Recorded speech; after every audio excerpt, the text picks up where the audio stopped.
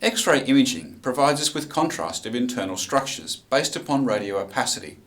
However, this is rarely sufficient for clinical procedures such as interventional angioplasty, in which a clinician is guiding a stent in a carotid artery or trying to deduce flow problems in blood vessels. In these cases, contrast-enhanced imaging via the injection of a tracer is used. In this video, we will look at some of the techniques that are used to generate images that show blood vessel architecture in great detail. In this image, we see a typical DSA image. Like other reconstruction techniques, DSA imaging requires a number of computational steps that we will briefly describe. While these images look similar to fluoroscopy, they are generated by a different technique. In DSA, post-processing with a mask image is performed digitally rather than via a fluorescent screen. So what does DSA stand for? It means digital subtraction angiography. This is an X-ray imaging technique in which an initial pre-contrast image is subtracted from a post-contrast image. Only parts of the image that are different between the two acquisitions are shown in the final output image. In this example, the final image will only retain the two black structures that appeared in the opacification image.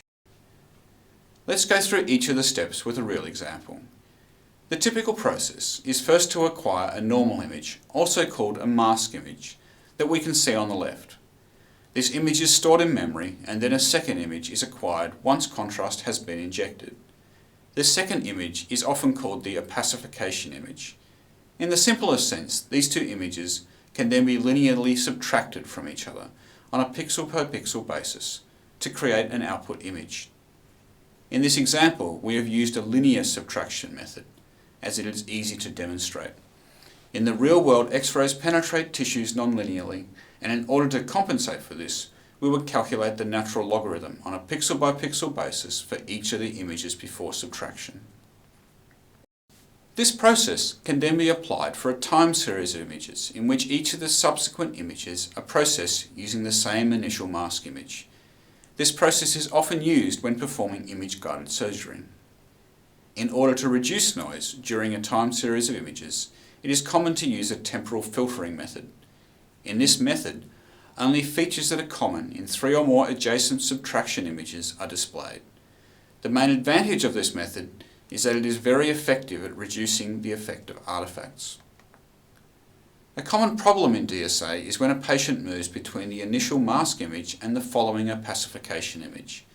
This will result in the mask and opacification images being out of alignment. When this happens, a halo-type artifact will be seen on the resulting subtraction images due to misregistration of the background structures. We'll now see this effect in a real example.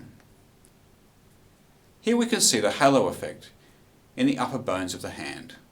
There are a few methods to correct this artifact, including automated image registration or pixel shifting.